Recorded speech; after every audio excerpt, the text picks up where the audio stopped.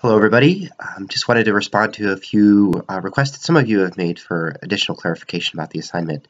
And I just thought I'd try and clear some of that up right now, maybe by going over the rubric for the assignment and just to make sure that I kind of spell out in person, which sometimes is a little bit easier to hear and understand what exactly I'm asking you to do in the assignment. So basically, I'm asking you to kind of do a little bit of a thoughtful critique of the idea and consequences of capitalism. So I'd like for you to think about what you think is the strongest argument in favor of capitalism is. In other words, how would you justify capitalism as an economic system to a stranger on the street? How would you kind of describe the benefits of it?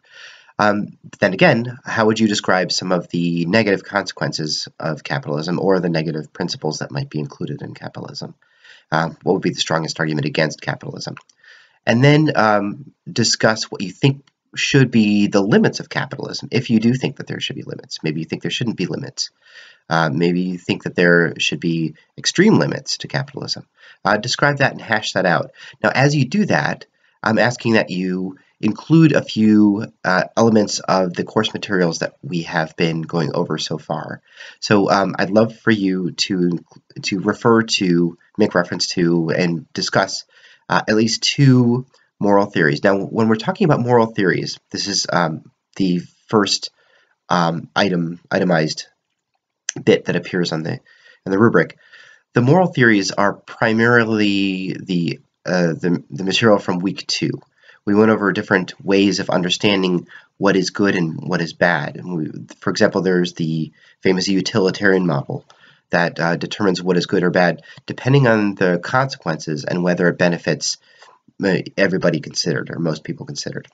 So a utilitarian might say, if I had to choose between benefiting or making one person poor in order to make five people rich, a utilitarian would say, well, of course, it benefits the most people to make one person poor, but 5 people rich.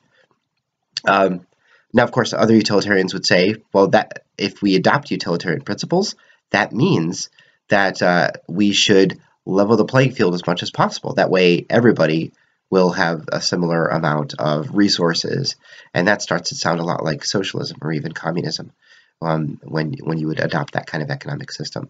So that would be an example of how you might bring in a utilitarian principle in order to justify whatever you would wish to argue about capitalism. Another moral theory that we've gone over is the categorical imperative, which is developed by Immanuel Kant. And you could bring in, for example, an element of that called the means-end principle. You may remember that from week 2. And you might actually argue that capitalism seems to violate the means-end principle because it tends to use people, it tends to allow a person to use somebody else in order to gain profit for himself. And so Immanuel Kant would say that that violates the means-end principle because it kind of devalues another person, or it uses another person as an end that is not a person, right? So in other words, the end might be profit instead of a person. So those are a couple of ways in which you could use the moral theories to address the question about whether capitalism is beneficial or negative, and what its limits might be. Okay, so the other two things I'm asking you to do is include some case studies. So now they could be case studies from the ones that we've gone over the last few weeks. Any case study will do. You could also include case studies, even 2 case studies outside of the course materials, if that's your preference. If you happen to be aware of issues in business ethics that we didn't specifically go over in class, and you want to use those as illustrations or reasons toward your point about how capitalism should be limited or shouldn't, by all means, excuse me, include those. Okay, I just use them as examples of why capitalism has the status or favorability that you're arguing for. Okay, third, include at least 2 perspectives of some of the thinkers that we've been going over. Now, one person that we have made some reference to that I left out of the list is Milton Friedman. You could include the material from Friedman if you prefer. So I guess consider that a K. I've got A through J. There are 10 thinkers listed. You could include Milton Friedman as an 11th option. So, for example, you might refer to, I had you read a piece by Ayn Rand called The Virtue of Selfishness. You might describe that and mention how Ayn Rand would say that capitalism works because people are selfish, right? So if you are selfish, that means you want to gain as much profit for yourself as possible. But in a capitalist system, the only way you can gain profit is by providing some kind of good or service to somebody else. So even though ultimately your goal is to magnify yourself and enrich yourself, the only way to do that is by magnifying or enriching somebody else. And then you have a fair trade, and you earn a profit by doing that. So Ayn Rand would say that that selfishness is virtuous for that reason. Now, you may also then somebody who might support that idea, a much earlier thinker, would be Adam Smith. That's the Ayn Rand's account of why capitalism works sounds very similar to what Adam Smith developed about the idea of the invisible hand, right? The way it seems as though the economy just seems to sort of naturally work, almost magically, because people are acting out of their own self-interest by making these trades and saying, okay, I want to make money. In order to do that, I need to serve somebody else.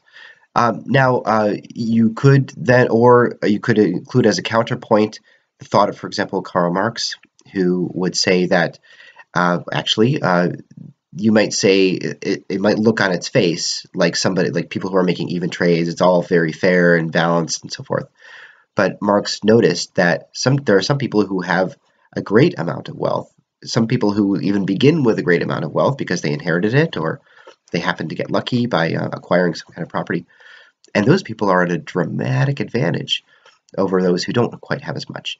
And so those who don't have as much capital starting, they're forced to sell their labor, their menial labor and their time.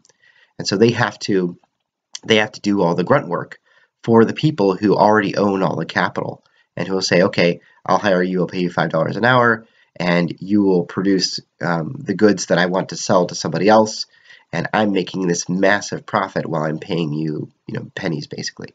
And Marx thought that that was problematic, even though that can happen entirely within a free market economy that a capitalist system might harbor.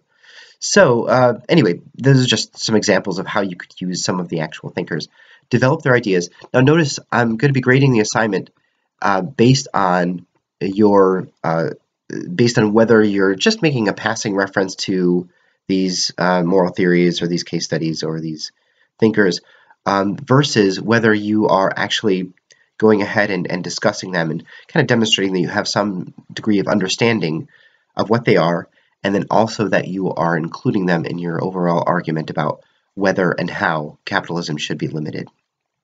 So I hope that's a helpful account of what I'm expecting of you. Please, but definitely pay attention to the rubric. That is precisely how I'm going to be grading the assignments. Now, you won't just receive a number grade, a score. Remember, the maximum is 10 points. You'll receive some kind of score out of 10 points. But that'll be directly related to the items on the rubric. I want to make it as much of a one-to-one correlation as possible. I take grading very seriously, and I want to articulate very specifically how those points will be awarded so that you know exactly what you need to do in order to get full credit. So that's why I prefer to use rubrics.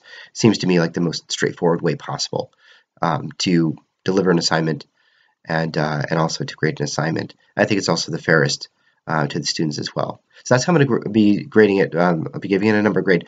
I will also be giving it textual or free text feedback as well. You'll get about a paragraph from me kind of providing some feedback as to what seemed to be the strengths of your essay and what might have seemed to be lacking as well. And that'll be a little bit correlated to your score based on the rubric as well. All right, please let me know if you have any questions. By all means, shoot me an email, and I will do my very best to respond as soon as possible. On general principle, I try to respond to every email within 24 hours. On the weekend, I might not get back to it for about 48 hours, depending on how busy I am during the weekend. But hopefully, ideally, I'm able to get back to an email within an hour. But that's again, that's ideal. So I'll do my very best. All right. Thanks so much. I'm sorry this video has gone over 10 minutes, but I hope it's been helpful. And good luck. I really look forward to reading all of your assignments. I find this subject absolutely fascinating. Very, very interesting. All right. Thank you so much, and I'll see you on the interwebs.